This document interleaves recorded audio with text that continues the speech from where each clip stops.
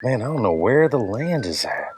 I got all this land around me, but I can't figure out how to get land to actually use.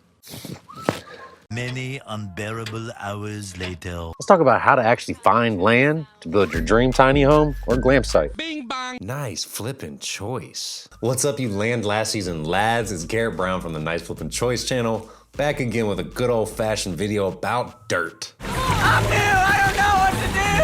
Now, you would think buying land is an easy real estate investment, but surprisingly, it's one of the harder ones. Why? Because it doesn't sell easy, it doesn't sell fast, and it takes a lot of work to get the infrastructure built in to make it residential or commercial. Now, unless you're Walter White and you're looking for an area to cook, then by all means do your thing.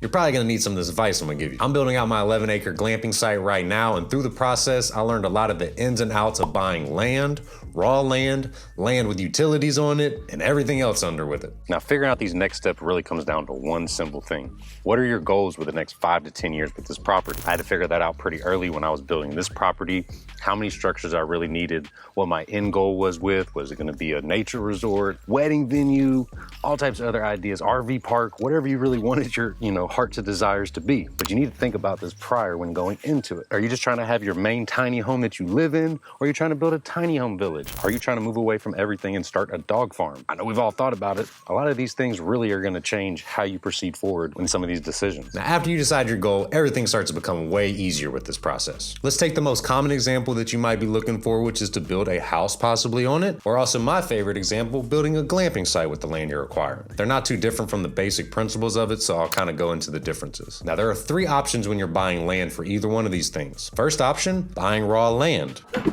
baby, I like it raw.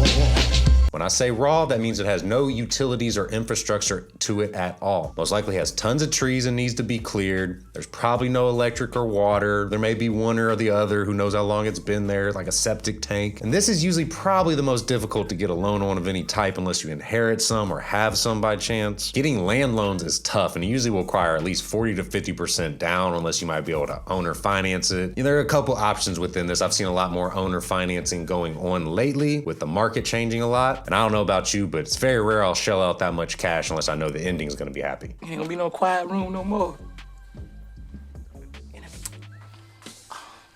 Now, there are some programs out there that may be able to help you get land, and it isn't that wild to get a good deal on land if you save up some cash for it. So if this is one of your options, go ahead, but you're gonna have a lot of cash you're gonna have to put up to get the infrastructure going as well. Remember that. The second option could be you get a new build loan with the land financed on it. Now, most new construction loans do require 20% down at least, and they have a higher interest rate, and not all of them are gonna consider the land financed with it, so you need to find special ones. There are FHA options out there that have a single closed loan where you can get the loan for the land, the construction, and then they also give you the full mortgage out of it once you're done and able to pay off that construction loan. Now, there are FHA programs out there that will give you the full one single close. That way you don't have to have multiple different loans and lenders and all these things. You'll be able to get that, finance the new construction and land, and also be able to wrap that all into your mortgage in one. The USDA also has a program if you're rural enough that you can be able to finance the construction and land all in one. These are some options you definitely should explore.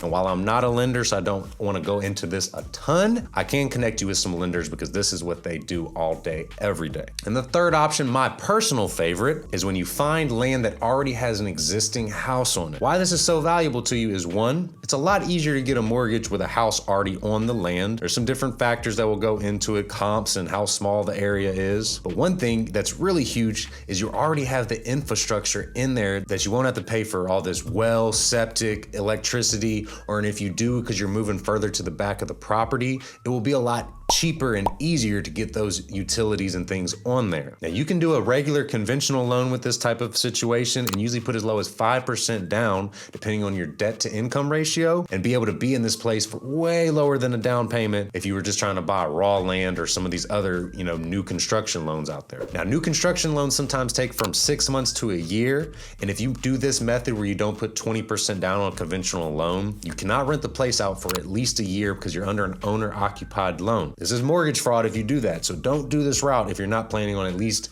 working on a place for about a year or building up your site while you're able to, hold some cash back because you only had to put 5% down. Now I can go a lot further into financing details, but this was just kind of a condensed version. I do recommend talking with lenders that are out there that are highly qualified in this. If you need some suggestions, let me know in the comments. And the next step, once you figure out your financing and what price range you can actually do, that really is going to come down to permitting and other restrictions in that area. You need to know what is allowed in that area, and if not, where you can possibly find that type of allowance or permit. Sometimes they're called a special use permit, sometimes they're called a conditional permit. You might need a commercial permit, which is what I was able to acquire.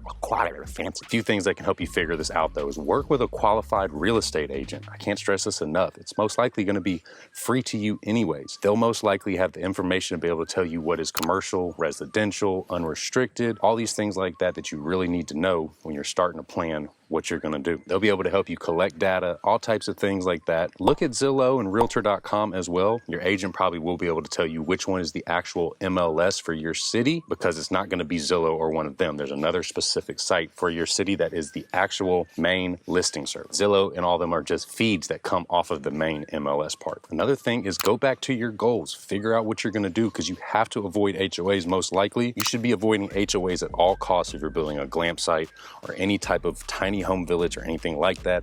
There's a good chance they're not going to be wanting some RV park or glamp site within their beautiful little neighborhood. Now, if you're building a house to live in, a HOA isn't the worst thing ever. You just need to make sure there's not a specific size or a restriction on what type of home you can build, because they can be sticklers for a lot of things. You better get those leaves off your driveway. My third and final tip is look at different lots or areas that you're checking out and see if there's a subdivision there. If there is, that's not the best sign, but if so, find that subdivision, go to their website, and look at the deed restriction. This will tell you everything you need to know about that HOA in that neighborhood, and will give you a real idea of what you can do in that area. If you can have RV park, it's only residential, different things like that. I say avoid them, but if you don't, if you're not building something possibly like me, then it may not be something that you want to avoid. Now, the final step is knowing what expenses you're going to have with everything that you're planning. Once again, start with your goal and then break it down. Break it down.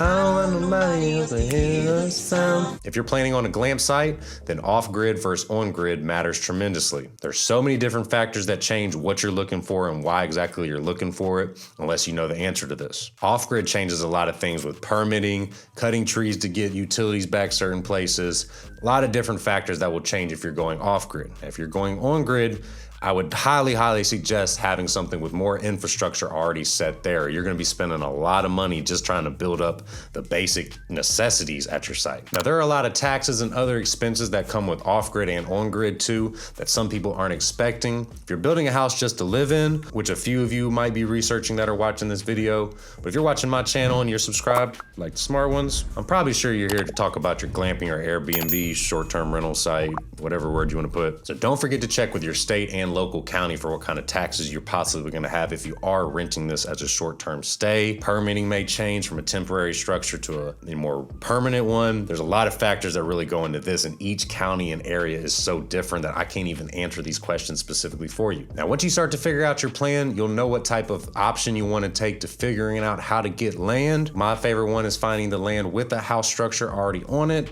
also known as land hacking throughout the community. Now that you got a lot of this information going forward, you'll be able to start making some offers and really get a feel for what you can actually do. Find some pieces of land that you think are interesting. Treat it like Tinder. Get your Tinder bio together.